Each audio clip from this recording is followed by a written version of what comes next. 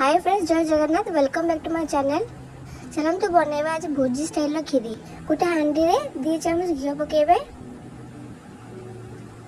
तापरे टिके गरम होला परे ड्राई फ्रूट्स पकेकिना आपण फ्राई कला परे ताको बाहर कर देबे।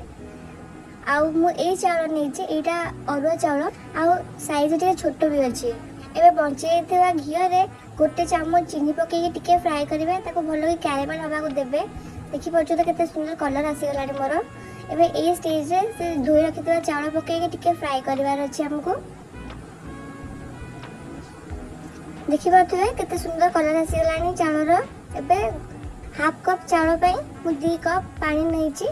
पानी पकेला पर गोटे पिंच लूण पकेबे, फ्लेवर बैलेंस करिवो।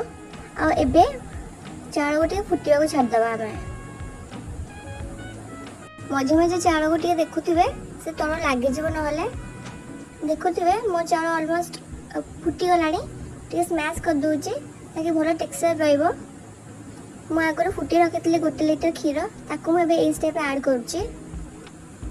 छेचा गुजराती एटी पकेली आउ गोटे हाफ कप चीनी पकेली। जेती कप आपण नै थिबे चावल सेती कप चीनी पकेबे। देखि पाथुबे त केते सुंदर कलर आसी गलानी। तो एबे ई स्टेप रे मु ड्राई फ्रूट्स पकोछि, टिके फुटीबा को दबा।